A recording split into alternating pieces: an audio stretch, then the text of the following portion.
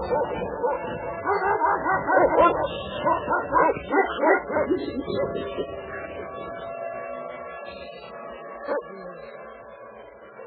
listening to the Hour of the Time. I'm William Cooper. And I'm Carolyn Nelson.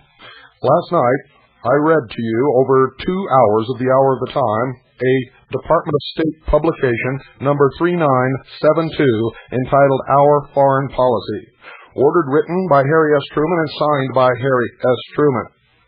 It was from the General Foreign Policies Series, number 26, released September 1950. Printed by the Division of Publications, Office of Public Affairs, Department of State. Ladies and gentlemen, a lot of people called today wanting to know what the name of the publication was and where to get it. Now, I have 400 pages of documentation to read to you over the air to prove that not only was there a conspiracy, it has been carried out over the years, and the Constitution is no longer the supreme law of the land. In fact, it was thrown in the trash can, flushed many years ago. I cannot babysit you any longer. I've been telling you every episode of the Hour of the Time to have a pen and paper with you by your side, and I expect you to do it. They have declared war upon us. They have destroyed this country. For all intents and purposes, it is gone. I have the documentation here in front of me. It is a fact. It is not speculation. I did not make this up. And if you listen to every episode of the Hour of the Time, 2 hours each day, you're going to get this documentation. I'm going to give you the names of these publications and these documents every single night. You write them down. You go to your libraries. You go to the Library of Congress. You go to the Congressional Register. You go to your state university, and you find these documents, and don't you call us and ask us to do it for you. We're going to publish this entire set of documents. We do not have a publication date yet. We are just now making the arrangements. We could not even reveal the existence of these documents until we were ready to do this series. And until we had 100 copies made and into the hands of 100 trusted CAGI intelligence operatives around the world.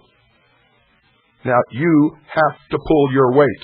And if you can't pull your weight, turn off your radio, go to your bed, pull the covers up over your head, and stay there. Because we're going to take our country back. The law is on our side. We do not have our legal constitutional government anymore. There is a counterfeit, treasonous government occupying the Federal District of Columbia, known as Washington, D.C. Most of the politicians who have served in that government since before World War II have been traitors and have consciously, with full knowledge, wittingly sold us down the drain, have destroyed the Constitution, are propelling us into a one-world totalitarian socialist order. And if you'll listen to this broadcast, I will prove it to you. Last night, in the 2 hours, reading from this document, Our Foreign Policy, Department of State Publication 3972, General Foreign Policy Series number 26, released September 1950, you heard Harry S. Truman institute as foreign policy, as the foreign policy of the executive branch and the State Department of the United States of America, all of the systems and the policies leading to one world government, and he admitted it in his own words. Now, ladies and gentlemen, I am calling tonight for the formation of the Second Continental Army of the United States of America, which will be made up of legal, constitutional militia units from each local town, county, or city across the United States. Now I read to you from the Bill of Rights. Amendment 2. A well-regulated militia being necessary to the security of a free state, the right of the people to keep and bear arms shall not be infringed. You have been lied to over the years. You've been told that the National Guard is the militia, and I'm going to tell you now that is a lie. It is a scam. The militia is spelled out in the law.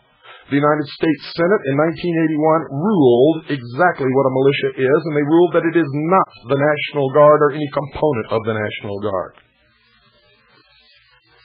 Now you pay attention. United States Code 1988 edition. United States Code 1988 edition. Containing the general and permanent laws of the United States in force on January the 3rd, 1989. Prepared and published under authority of Title II, United States Code, Section 285B, by the Office of the Law Revision Council of the House of Representatives. This is Volume 13, Title 30, Mineral Lands and Mining, to Title 35, Patents. United States Government Printing Office, Washington, D.C., 1989.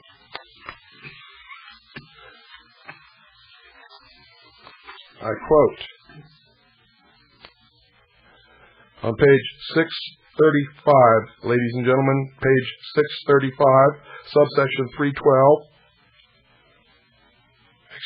subsection 313, that's subsection 313, appointments and enlistment age limitations. To be eligible for original enlistment in the National Guard, a person must be at least 17 years of age and under 45, or under 64 years of age, and a former member of the regular Army, regular Navy, regular Air Force, or regular Marine Corps. To be eligible for reenlistment, a person must be under 64 years of age. To be eligible for appointment as an officer of the National Guard, a person must, 1, be a citizen of the United States, and 2, be at least 18 years of age and under 64. Now I read for the United States Code 1988 edition, containing the general and permanent laws of the United States in force on January 3rd, 1989. Prepared and published under authority of Title II, United States Code, Section 285B, by the Office of the Law Revision Council of the House of Representatives, Volume 3. This is Volume 3, Title 10, Armed Forces. United States Government Printing Office, Washington, 1989. I read to you from page 95, under Title 10, Armed Forces, Chapter 13, the Militia, Section 311, Militia Composition and Classes, Section 312, Militia Duty Exemptions, Section 311, Militia Composition and Classes. Listen carefully. A. The militia of the United States consists of all able-bodied males at least 17 years of age and, except as provided in Section 313 of Title 32, under 45 years of age who are or who have made a declaration of intention to become citizens of the United States, and of female citizens of the United States who are commissioned officers of the National Guard. B. The classes of the militia are: 1. The organized militia, which consists of the National Guard and the Naval Militia, and number 2, this is what is most important to all of you listening, the unorganized militia, which consists of the members of the militia who are not members of the National Guard or the Naval Militia. And ladies and gentlemen, that is you.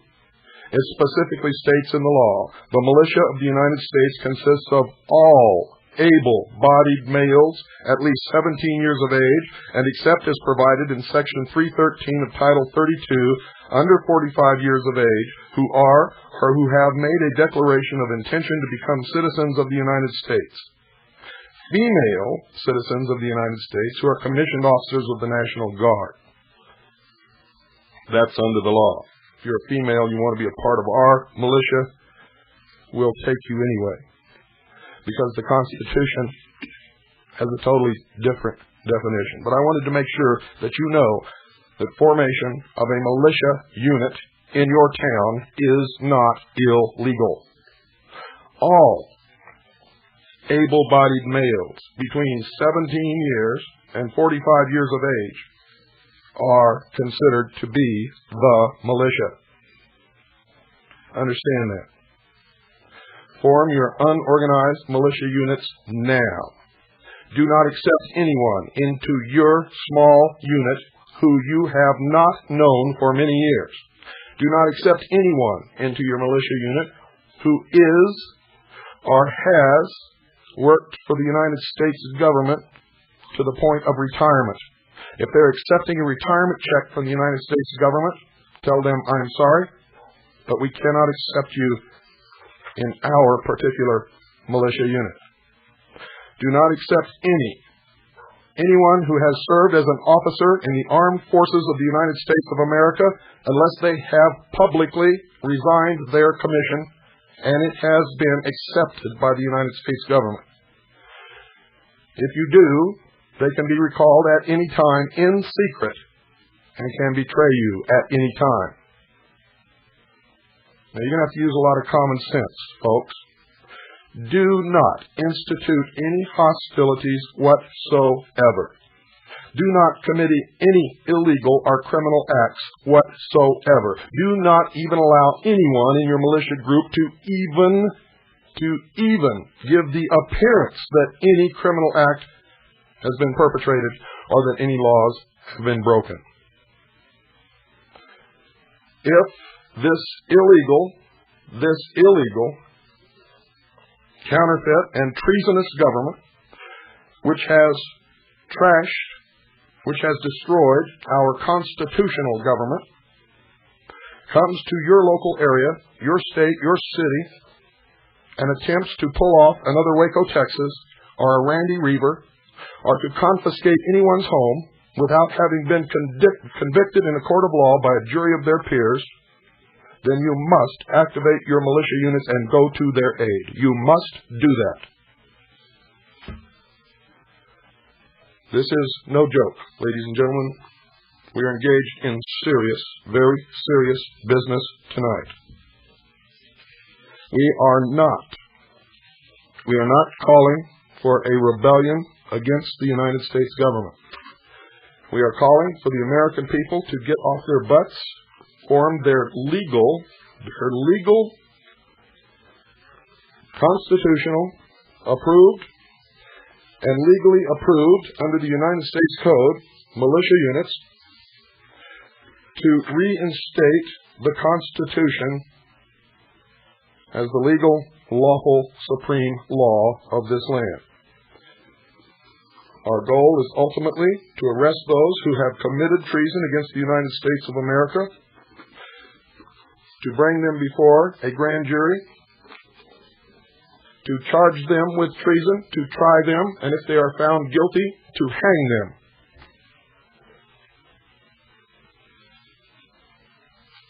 They declared war upon us. Our legal and lawful right to reinstate our legal and lawful constitutional government is undisputed, has been laid out in the ideals and principles of our founding fathers, is spelled out verbatim in the Declaration of Independence, and has been understood as an unwritten law of the land since the inception of this nation. And we intend to exercise our rights. From this moment on, this radio broadcast will be the voice of the real American people, the real constitutional government of the United States of America. And we will not shirk our duties here. We expect you not to shirk your duties wherever you may be.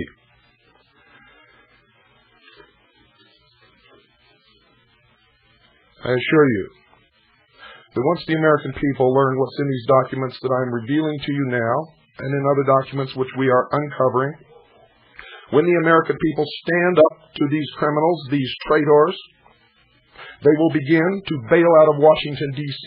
like rats leaving a sinking ship because they are cowards, have always been cowards, and that's why they have engaged in this sneaky, lying, deceptive, cowardly instigation, the destruction of the United States of America, to form a one-world totalitarian socialist government.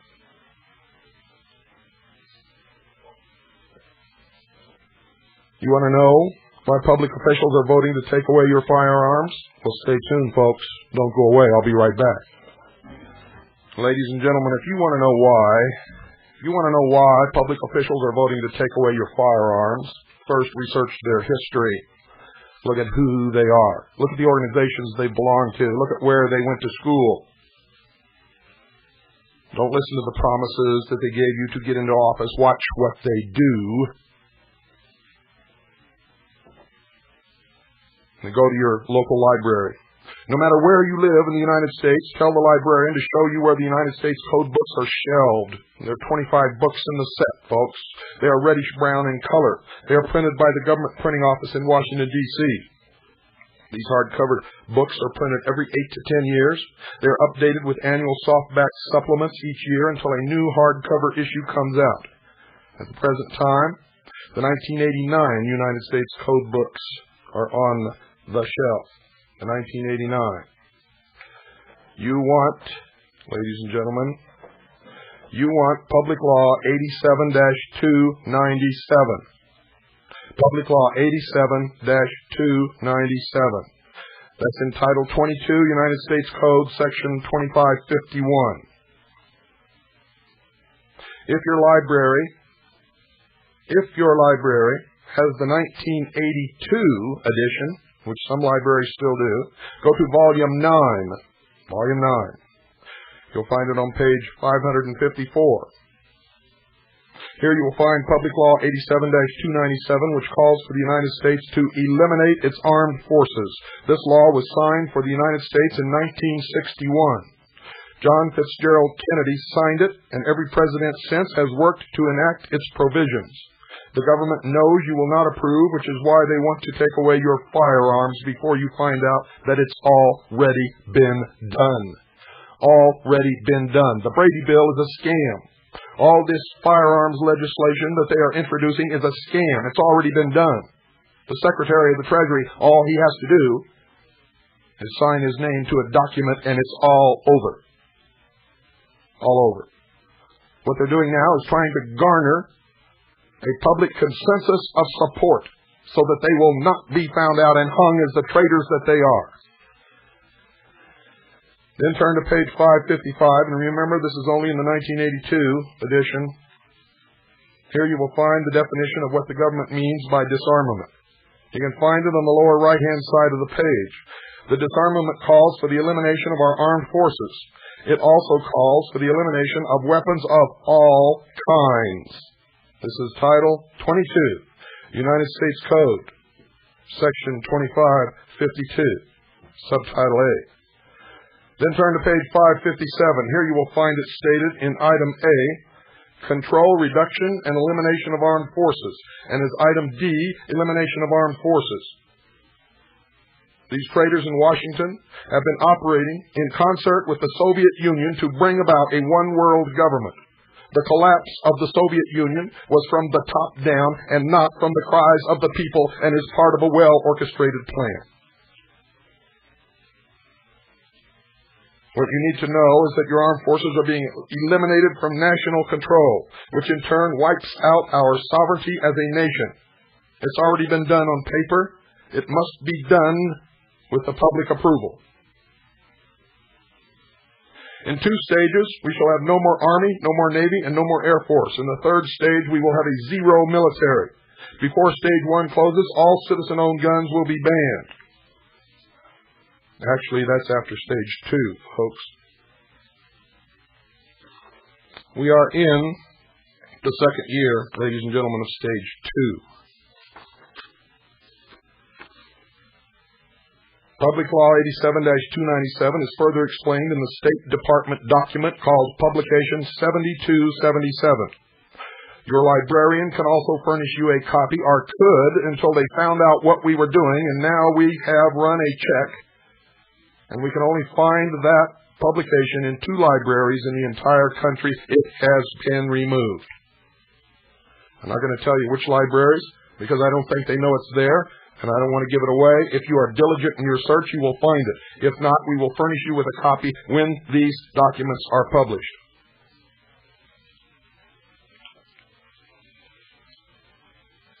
The blueprint for the peace race is a 35-page booklet printed by the United States Arms Control and Disarmament Agency as publication number 4, General Series 3, released May 1962. Publication number 4 is the unabridged version of State Department Document 7277, and we will read both of these documents to you over the air during this series. Both of these booklets explain how our military is to be reduced to 2.1 million men. China and the Soviets are to reduce to that level also and are in the process of doing it. At this point, we are in stage 1, at which time we are to transfer on a permanent basis one half of our armed forces to be merged with the Russian and Chinese armies. In stage 2, the remaining one half of our armed forces is then turned over to the same Security Council of the United Nations. The person in charge of the merged armies must, by prior agreement, always be a Russian. We will document that later in the series. The world's smaller nations turn 100% of their armies over to the same Undersecretary of the Security Council in Stage 2. President George Bush and Admiral William J. Crowell refer to this process as being in transition. The exchange of officers between the Russian and what used to be Soviet bloc countries and the United States military has been taking place for some time. We now are training Russian officers in our military academies, and some of our officers are attending Russian military academies.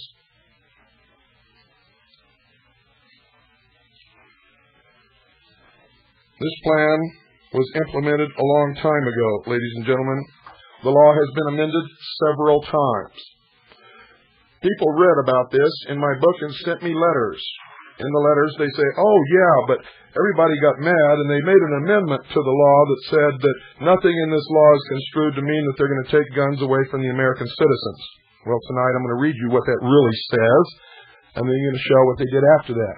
Because it says, except under the law or under a treaty, and both of those have been accomplished.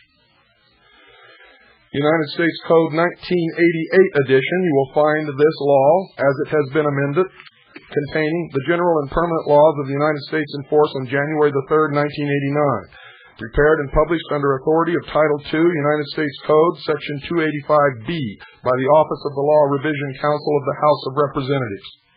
Volume 9, Title 22, Foreign Relations and Intercourse, to Title 25, Indians. United States Government Printing Office, Washington, 1989. Going to quote verbatim, ladies and gentlemen. Pay attention. Subchapter 1, General Provisions. Section 2551, Congressional Statement of Purpose. Listen to this lie. This is the Congressional Statement of Purpose. This is an admission by the Congress of the United States as to their ultimate goal. And I quote, an ultimate goal of the United States is a world which is free from the scourge of war and the dangers and burdens of armaments, in which the use of force has been subordinated to the rule of law, and in which international adjustments to a changing world are achieved peacefully. It is the purpose of this chapter to provide impetus toward this goal by creating a new agency of peace to deal with the problem of reduction and control of armaments, looking toward ultimate world disarmament. Under our Constitution, that is unconstitutional, it is criminal, it is treasonous. They have not changed the Constitution of the United States. The second article in amendment guarantees us our right to have a militia, and it specifically states that our right to keep and bear arms shall not be infringed.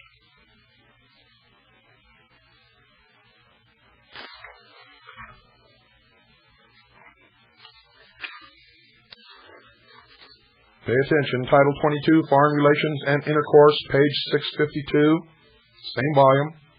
Public Law 87-297, Title 1. Definitions are used in this chapter. A.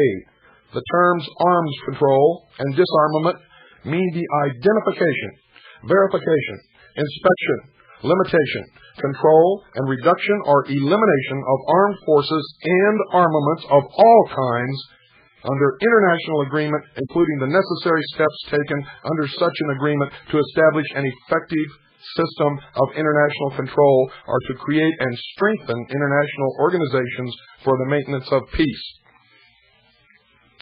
Public Law 87-297, Title I, Subsection 3, September 26, 1961. Statute 631, Subchapter 2, Organization. United States Arms Control and Disarmament Agency. There is established an agency to be known as the United States Arms Control and Disarmament Agency.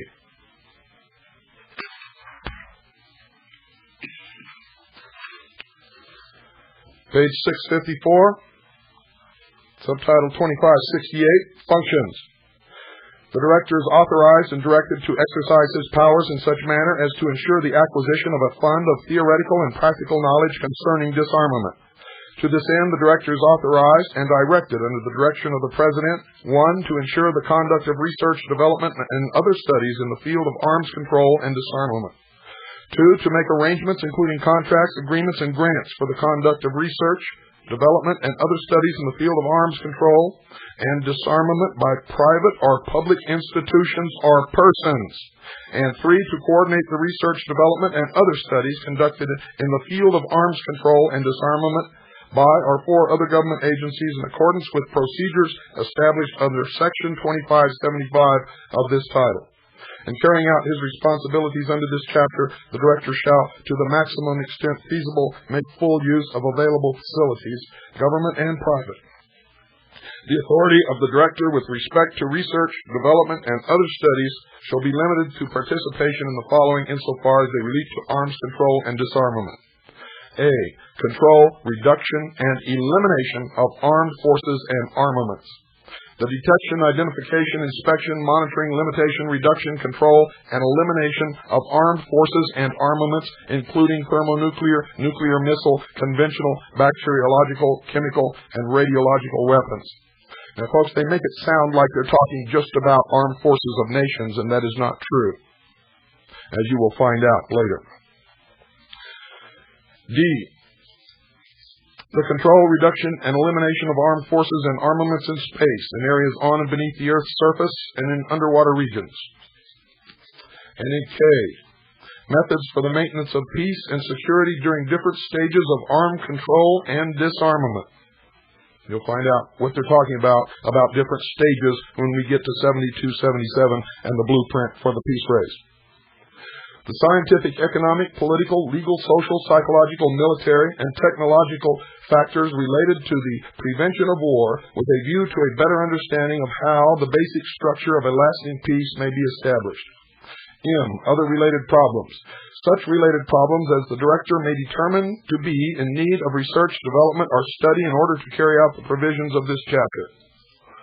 The Director is authorized and directed to prepare for the President, the Secretary of State, and the heads of such other government agencies as the President may determine recommendations concerning United States arms control and disarmament policy.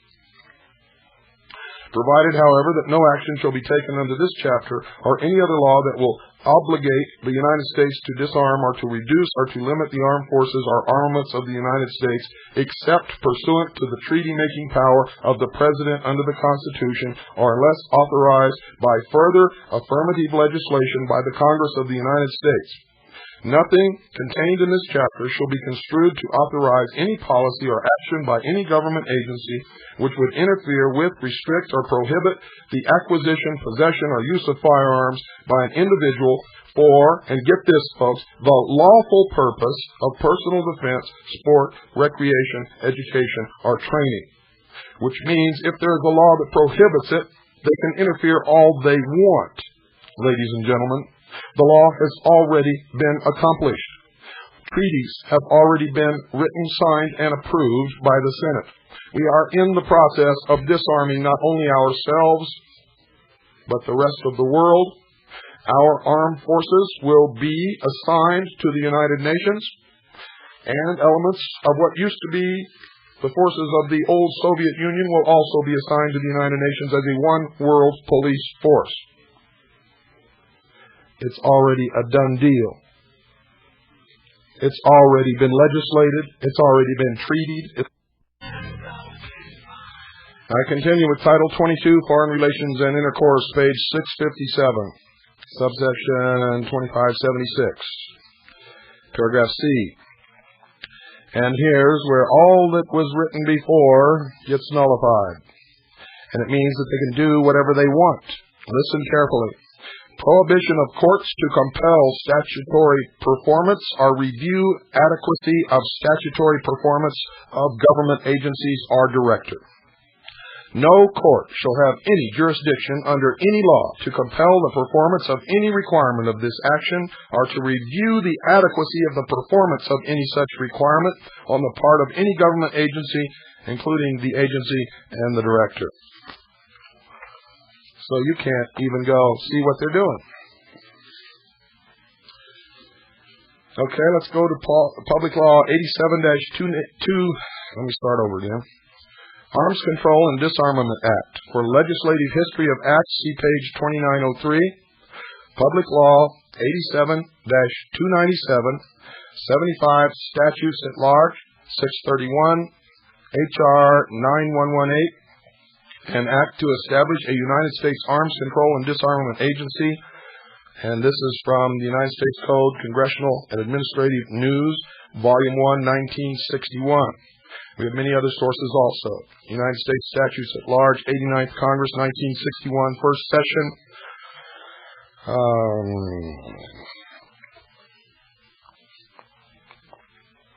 Excuse me. I'm still fighting this throat, folks. I'm forcing my voice over here, and I just hope it lasts. Title 1, short title, purpose and definitions. Short title, Section 1. This act may be cited as the Arms Control and Disarmament Act. Purpose. Section 2. An ultimate goal of the United States is a world which is free from the scourge of war and the dangers and burdens of armaments, in which the use of force has been subordinated to the rule of law, and in which international adjustments to a changing world are achieved peacefully. It is the purpose of this act to provide impetus toward this goal by creating a new agency of peace to deal with the problem of reduction and control of armaments, looking toward ultimate world disarmament. And it goes on to repeat the law verbatim, just as I have previously read it to you. It's just another source. This is Public Law 87-297, Laws of the 87th Congress, First Session. Definitions. Section 8, as used in this act. The terms arms control and disarmament means the identification, verification, inspection, limitation, control, reduction, elimination of armed forces and armaments of all kinds under international agreement, including the necessary steps taken under such an agreement to establish an effective system of international control or to create and strengthen international organizations for the maintenance of peace. Title 2, Organization, United States Arms Control and Disarmament Agency, Section 21. There is hereby established an agency to be known as the United States Arms Control and Disarmament Agency. The director shall be paid $22,500 per annum. A deputy director shall be paid $21,500 per annum. Assistant director, and his salary is listed as $20,000 per annum. The director, under the direction of the Secretary of State, may establish within the agency such bureaus, offices, and divisions as he may determine to be necessary to discharge his responsibilities under this act, including but not limited to an office of the General Counsel. And it goes into the same articles on research, etc. September 26th, Public Law 87-297, Laws of the 87th Congress, First Session, page 710. A. The detection, identification, inspection, monitoring, limitation, reduction, control, and elimination of armed forces and armaments, including thermonuclear, nuclear missile, conventional, bacteriological, chemical, and radiological weapons. Your weapons fall under conventional. B. Techniques and systems of detecting, identifying, inspecting, and monitoring of tests of nuclear, thermonuclear, and other weapons. C. The analysis of national budgets, levels of industrial production, and economic indicators to determine the amount spent by various countries for armaments. D. Listen to this carefully. The control, reduction, and elimination of armed forces and armaments in space, in areas on and beneath the Earth's surface, and in underwater regions. And I'm going to skip down to G. the reduction and elimination of the danger of war resulting from accident, miscalculation, or possible surprise attack, including, but not limited to, improvements in the methods of communications between nations. I skip down to K, methods for the maintenance of peace and security during different stages of arms control and disarmament. You see, this isn't proposed. They already have stages decided upon, folks. We're in stage 2. Under paragraph L, the scientific, economic, political, legal, social, psychological, military, and technological factors related to the prevention of war with a view to a better understanding of how the basic structure of a lasting peace may be established. M, such related problems as the Director may determine to be in need of research, development, or study in order to carry out the provisions of this Act. On page 711, under policy formation, the Director is authorized and directed to prepare for the President, the Secretary of State, and the heads of such other government agencies as the President may determine recommendations concerning United States arms control and disarmament policy, provided, however, that no action shall be taken under this or any other law that will obligate the United States to disarm or to reduce or to limit the armed forces or armaments of the United States. And this is the catch. You see, that makes you feel secure, doesn't it? Well, listen to this, people. Except pursuant to the treaty-making power of the President under the Constitution or unless authorized by further affirmative legislation by the Congress of the United States. Now, when they wrote this, they know that the Constitution has been replaced, let me say that again in case you don't know it yet, has been replaced by the United Nations Charter under the United Nations Treaty and the UN Participation Act, pushed through by Harry S. Truman, 33rd degree Freemason, who was the Grand Master of the Grand Lodge of Missouri, of the Scottish Rite of Freemasonry Southern Jurisdiction. So when they say under the Constitution, they really mean under the United Nations Charter. And when they say are unless authorized by further affirmative legislation, ladies and gentlemen, that legislation has been passed, and we will read it to you when it comes up to the top of the pile. We go now to page 712. And that's Title 4, General Provisions, General Authority in the performance of his functions. The Director is authorized to, and we go down to paragraph C. Enter into agreements with other government agencies, including the military departments through the Secretary of Defense, under which officers or employees of such agencies may be detailed to the agency for the performance of service pursuant to this Act without prejudice to the status or advancement of such officers or employees within their own agencies. D. Procure services of experts and consultants or organizations thereof, including stenographic reporting services as authorized by Section 15 of the Act of August 2, 1946, 5 United States Code 55A, at rates not to exceed $100 per diem for individuals, and to pay in connection therewith travel expenses of individuals, including transportation and per diem in lieu of subsistence while away from their homes or regular places of business as authorized by Section 5 of said Act, as amended by 5 United States Code 73B. I skip over to contracts or expenditures, Section 43. The President may in advance exempt actions of the Director from the provisions of law relating to contracts or expenditures of government funds whenever he determines that such action is essential in the interest of United States arms control and disarmament and security policy. So right there, folks, you know they're doing something pretty sneaky because they're exempted from the law of contracts or accountability. Page 714, under security requirements. They're supposed to be working for disarmament. What's to hide there, folks? Security requirements, Section 45A. The Director shall establish such security and loyalty requirements, restrictions, and safeguards as he deems necessary in the interest of the national security and to carry out the provisions of this Act. The Director shall arrange with the Civil Service Commission for the conduct of full field background security and loyalty investigations of all the agency's officers, employees, consultants, persons detailed from other government agencies, members of its General Advisory Committee, advisory boards, contractors and subcontractors, and their officers and employees, actual or prospective. In the event the investigation discloses information indicating that the person investigated may become a security risk, or may be of doubtful loyalty, the report of the investigation shall be turned over to the Federal Bureau of Investigation for a full field investigation. The final results of all such investigations shall be turned over to the Director for final determination. And I go all the way over to page 715, in the same, under security requirements. It says, the Atomic Energy Commission finds that the established personnel and other security procedures and standards of the agencies are adequate and in reasonable conformity to the standards established by the Atomic Energy Commission under Section 2165 of Title 42, including those for interim clearance in the subsection B thereof.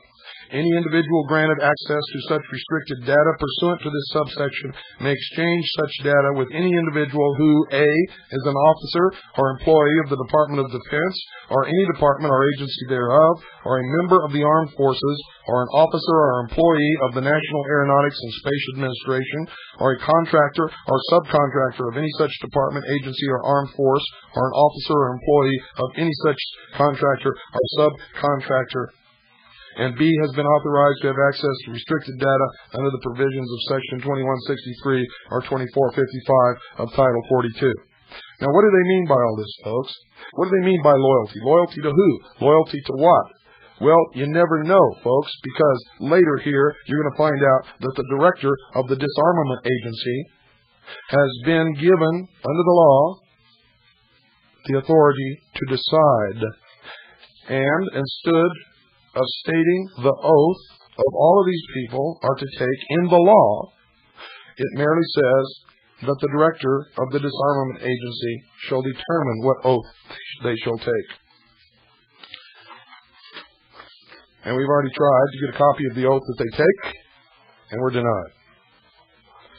On page 716, appropriation.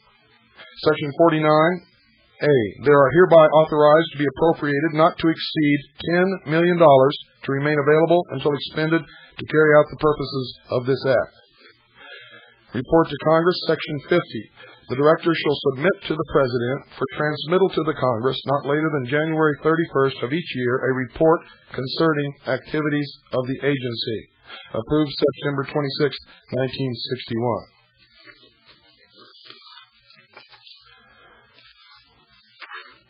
Now we go to the Congressional Record of the House, 1961, page 20301.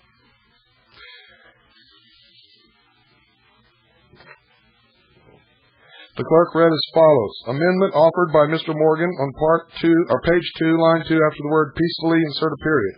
The amendment was agreed to, and the clerk read as follows. Definitions. Section 3 is used in this Act. A. The term disarmament includes the control, elimination, reduction, limitation, inspection, verification, or identification of armed forces and armaments of all kinds under international agreement, including the necessary steps taken under such an agreement to establish an effective system of international control or to create and strengthen international organizations for the maintenance of peace. Mr. Quee, Mr. Chairman, I offer an amendment. The clerk read as follows. Amendment offered by Mr. Quee on page 3, line 12. Strike out the word elimination. The Chairman. The gentleman from Minnesota is recognized. Mr. Quee. Mr. Chairman, if we strike out the word elimination in line 12, the definition will read, A. The term disarmament includes the control, reduction, limitation, inspection, verification, or identification of armed forces and armaments of all kinds. I think it would be unwise, dangerous, and foolish to state in a bill that disarmament means the elimination of armed forces and armaments of all kinds. There would be nothing more dangerous for this country. There would be nothing more dangerous in the cause of world peace than to have any important country lay down its arms completely. There is no nation in the world today that is not dominated by another nation, that has eliminated its armed or its armed forces completely. You can see The way the people who have called themselves the non-committed nations in Belgrade look to a country like Russia that has great arms, and who has talked and acted tough. I think that is why they talked mostly about colonialism, but did not object strenuously to the testing of the atomic bomb by Russia or any of colonialistic and aggressive acts. You can imagine what would happen in case we, under an international agreement, eliminated all armed forces, even every soldier and all weapons whatsoever. All another nation would have to do would be to secretly have a few armed forces and a few devastating weapons, and immediately we would be unable to defend ourselves. Now that there are these new kinds of weapons, especially nuclear weapons. Quite a bit has been written on this subject. There could be arms control at a reasonable level with inspection and an identification of these weapons. Then, if in a sneaky way some country should add a few more troops, should add a few more weapons, it would be difficult for us to protect ourselves. It is just like some people want in this country for nobody to have any weapons at all. Should that happen in this country, we would find the police force unable to cope with the criminals, and the honest citizens unable to cope with the police force. We have to have an armed force, and under any international agency, I imagine not only would they have their own police force, but they would have access to the armed forces of those countries in the international agreement who are friendly to the cause in case of an aggression against a peaceful country. So I believe if we are to have a meaningful arms control, we should take out this word elimination and remove it from this bill. The argument continues, ladies and gentlemen, and the outcome is that it is not removed. It is not removed. And we only have a few more moments of this hour left. I'm going to continue this in the next hour at 9 p.m. Pacific, 10 p.m. Mountain, 11 Central, midnight Eastern Standard Time. If you'd like to call our research center and talk to someone, the telephone number is 602-333-5174. That's 602-333-5174. If you'd like to send us a fax, the number is 602-333-2174. That's for a fax. The fax line is 602-333-2174. If you'd like to write us a letter, send it to CAJI, C-A-J-I. That's CAJI, C-A-J-I. Post Office Box 1420. That's Post Office Box 1420. Sholo, spelled S-H-O-W-L-O-W, Arizona 85901. That's CAJI, C-A-J-I. Post Office Box 1420. Sholo, Arizona 85901. Just yesterday, ladies and gentlemen, Brother Stairs' ship was confiscated. Confiscated by the United States government. He has been charged with illegally broadcasting without a license, which, ladies and gentlemen, he never did. You see, they never want him to get his ship out on the ocean so that he can broadcast a Christian message to the world. I knew he'd never make it, but I also knew nobody else really gives a damn. Good night, and God bless you all.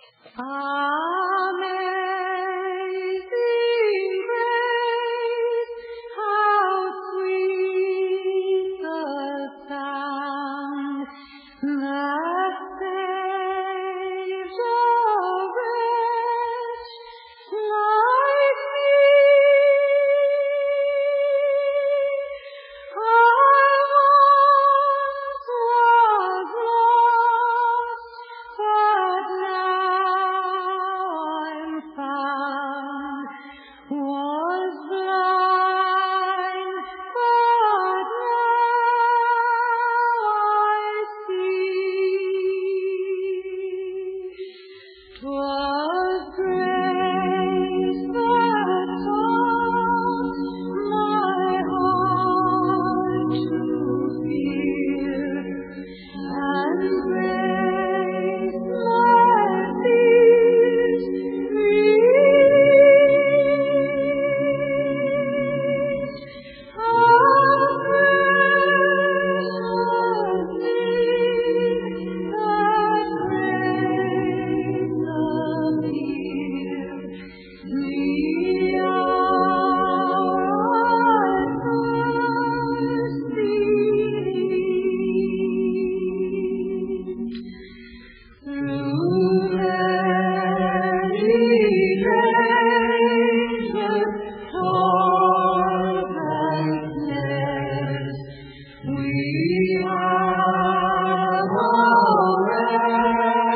ready.